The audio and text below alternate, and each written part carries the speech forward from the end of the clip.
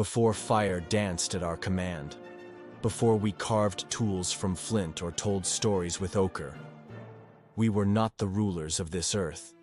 We were not even survivors. We were the hunted. Each morning began not with birdsong, but with the tension of something unseen, something watching. Not imagination, not fear, just the ancient truth. In that age, something always stalked the soft-footed humans, saber-tooths in the shadows, lions bold enough to challenge us for a kill, bears whose breath steamed in the dark. We moved quietly, not to track, but to avoid being tracked. The night belonged to them. We survived by remembering which caves already had owners, by listening to the snow, by noticing silence. Because sometimes, silence was the last sound before death. Back then, we weren't predators. We were potential. A warm flicker in a frozen world. A species not yet ascendant, but desperate to endure. And every step forward was paid for, in blood and bone. Before caves became homes, they were strongholds of something far more ancient. Ursus spelaeus, the cave bear, was not just a predator. It was a titan of the Ice Age. Towering nearly 10 feet when upright, it weighed more than 1,000 pounds, its bulk built not for speed, but for brutal dominance. Long before humans dared claim the caves, these giants had slept, birthed, and bled in the cold stone dark. To the Neanderthals, entering a cave wasn't a relief, it was a gamble, a shelter, or a slaughterhouse. When winter wrapped the world in ice, they had two choices: freeze to death outside, or risk facing the ancient resident within. Many chose to fight. Fewer lived to tell. In 2016, archaeologists uncovered a grim pattern. Fractured skulls, shattered ribs, claw-slashed spines. Over 1/3 of Neanderthal remains showed trauma from bear attacks. These weren't rare accidents. They were part of a seasonal war, a brutal ritual played out year after year, cave after cave. This wasn't man versus beast. It was survival versus territory. And the cave didn't care who bled. In the limestone hills of southern France, at a site now known as Rigordou, archaeologists uncovered a mystery buried beneath the breathless silence of the Ice Age. A Neanderthal grave, unlike any other, lay beside a stone-sealed pit filled with the bones of 20 cave bears. This was not chaos, it was ceremony. The arrangement of the skeletons, the careful sealing with slabs, suggested intent, ritual. Inside the human grave lay flint blades, dulled from years of use, smooth stones that bore no edge but carried meaning, and beside the body, a bear's humerus bone, placed like a final word. Who was this man, buried beside giants? Was he a warrior who hunted the monsters his people feared most? A shaman who walked the boundary between spirit and flesh? Or had the bear, so often predator, become a symbol, a force greater than death itself? To face a bear and live was myth. To be buried among them was legend. This was not just a grave. It was an altar. And perhaps the first whisper of gods born not in the heavens, but in the dark, cold places of earth. Deep within the shadows of Italy's Basura cave, long before crosses were carved or idols were cast, there stood a silent sentinel, a stalagmite shaped uncannily like a bear. Its presence was not accidental. Around its stony paws, Neanderthals had placed small clay balls, deliberately, reverently. They were not tools, not toys. They were tokens. Offerings, perhaps. Prayers formed not with words, but with trembling hands. In this chamber of dripping stone and eternal dusk, the bear transcended predator and became something greater. It was not merely an animal to flee or to hunt. It was a presence, a will, a force threaded through the marrow of their fear. To kill a bear was strength. To fear it was survival. But to kneel before it in silence was the birth of belief. Was this the origin of gods? Not in the sky, but in the cave. Not golden, but clawed. Not loving, but listening. Basura was not just a home. It was a cathedral of instinct, carved by fear and lit by firelight. And in that flickering glow, the first shadows of religion may have danced. Not around a man, but around a beast. A god, shaped like the thing they feared most. Where the bear was thunder, the great cats were silence, cold, precise, and invisible, until it was far too late. Among them, Homo latidens, the scimitar-toothed killer, was nature's ambush perfected. Not the slow, lumbering death of claws against stone, but swift, clean, ghost-like. It stalked the snow-covered plains like wind threading through tall, dead grass. You would not hear it. You would not see it. You would only feel it, at the last breath. It did not roar. It waited. It did not chase. It calculated. And when you strayed too far from the tribe, when you lingered at the edge of firelight or wandered into the fog alone, it was already too late. A broken neck. A crushed spine. A swift, vanishing scream swallowed by the cold wind. More than 1 in 5 Neanderthal skeletons bear the terrible truth. Fractured ribs, punctured skulls, dislocated jaws. They are not battle scars. They are autographs left by predators who mastered the art of silence. To walk the Ice Age alone was not bravery. It was an invitation. And somewhere in the frost, the cats were always listening. In the frozen reaches of prehistoric Europe, one predator reigned not from the shadows, but in full view, unafraid. Panthera spelaea, the cave lion, stood larger than any lion alive today. Massive, muscular, territorial. It did not sneak through the trees like the leopard or stalk in silence like the saber-tooth. It came directly, bold and dominant, challenging Neanderthals not just for meat, but for dominance over shelter, over land, over fear itself. And we fought back. At some burial sites, lion hides were found wrapped with human bones, not randomly scattered, but placed deliberately. These were not just remains. They were declarations. To kill a cave lion and live was no ordinary feat.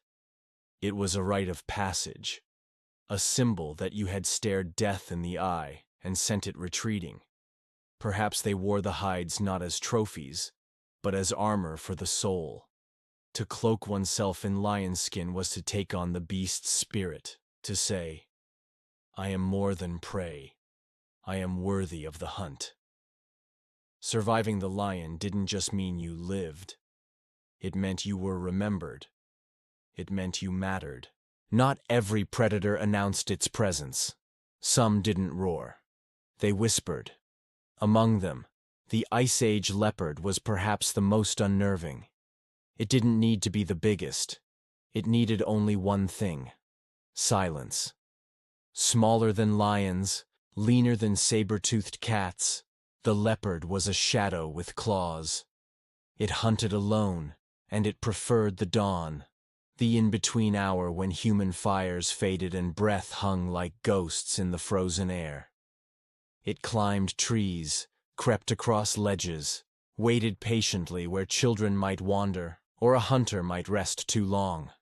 From above or behind it struck, swift, brutal, precise. You didn't hear a warning growl. You didn't feel teeth. You felt weight. Then the cold. To a Neanderthal or early human, a snapped twig in the mist, a flicker behind a boulder. These were not coincidences. They were signs. Lessons carved into instinct by blood. And so, when the first light of morning broke, men stirred not just from sleep, but from vigilance. Because in that quiet hour, the leopard watched, silent, unseen. And death came not with a scream, but with a breath.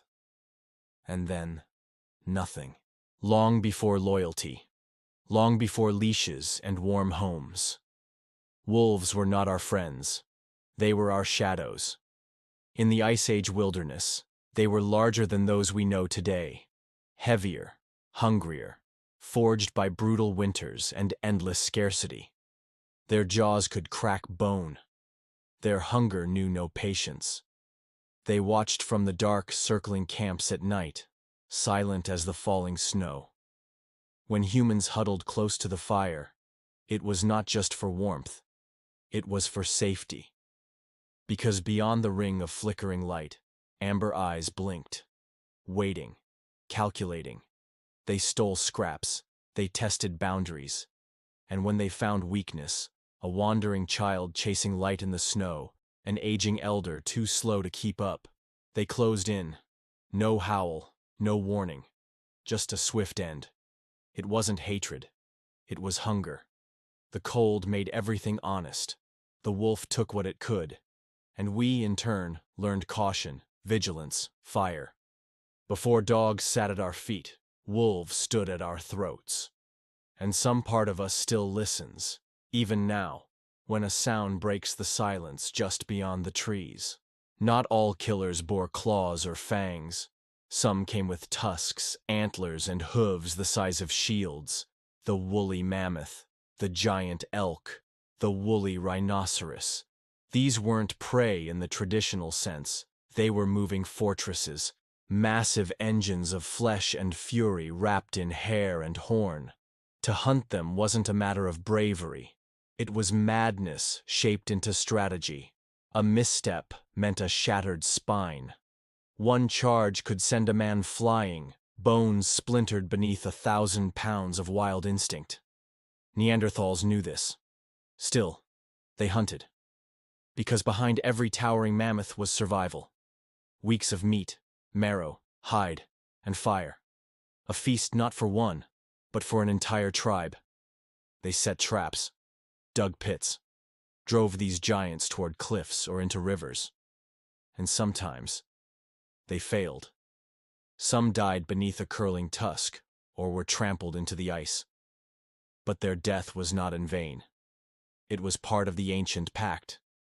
To take from the earth meant offering risk in return. In that frozen age, even the leaf-eaters were monsters.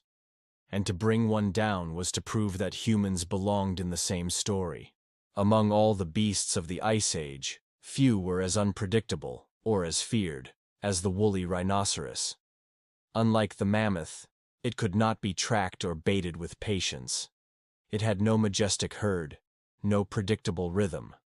It was solitary, suspicious, and angry. With vision clouded by snow and instinct sharpened by isolation, the woolly rhino didn't wait to be threatened. It didn't weigh your presence or sniff the wind for danger. If it saw you move, just once, it charged. Its horn, thick as a man's thigh and tapered to a spear's point, didn't just wound. It annihilated. One swipe could flip a grown Neanderthal through the air like a rag of sinew. One thrust could impale through muscle, bone, and breath. And then, as quickly as it appeared, the beast would vanish into the white, leaving only red in its wake. No roar, no victory, just silence and steam curling from a ruptured body. Hunting one was rarely a choice. It was a misfortune, a twist of fate. In the frozen north, there were rules to the hunt, but the rhino didn't follow any of them. Of all the predators that stalked the Ice Age, the fanged, the clawed, the hulking, none were as relentless, as cunning, or as transformative as the one without fur or fang. The one who stood tall. The one who thought ahead. United States. When Homo sapiens crossed into Europe, they didn't roar or charge. They whispered. They planned. They came with fire in their hands and maps in their minds. Spears were just the beginning. What followed was something new. Strategy. Coordination. A shared memory passed from voice to voice. tribe to tribe. Neanderthals had strength, but we had stories. Neanderthals had tools, but we had tactics, pitfall traps, ambushes, long-range weapons, and a relentless will to survive. We painted our hunts on cave walls not just to remember, but to teach, to perfect, to outlast. And then, they were gone. No one knows if we hunted them to extinction or simply outcompeted them. But one truth remains.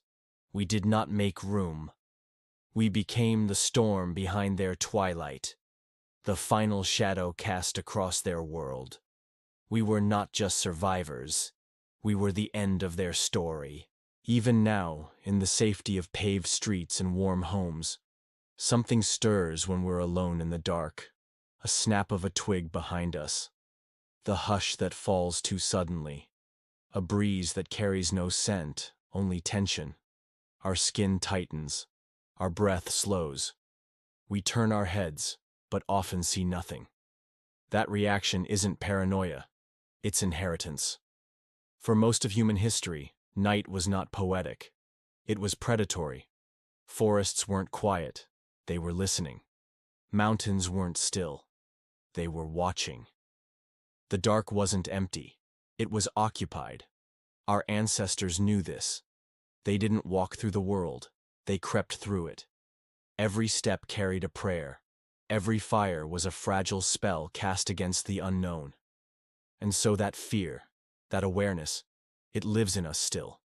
In our nerves, in our bones, in the primitive echo that tells us, run, freeze, hide. It's the reason children fear monsters under the bed. Because once, those monsters were real. The cave bear, the saber-toothed, the eyes of the leopard before dawn. They're gone. But we remember. Not with words, with instincts. We were never kings of the earth. We were warm meat in a cold world. At Prehistoric Shadows, we don't just talk about bones and tools. We talk about what it meant to feel fear before we had words for it. To face extinction not once, but dozens of times. To light a fire not to see, but to stay unseen. Because buried in every fossil is a lesson. Not just about who we were, but what we survived to become. And sometimes, to understand the present, we must walk backward. Into the snow. Into the silence. Into the dark. If this journey into the Ice Age stirred something deep inside you, some primal memory, some ancient fear, then know this. We haven't forgotten. We've only buried it. Subscribe to Prehistoric Shadows, where we uncover what the textbooks leave out. No myths, no filters, just the raw truth of humanity before history.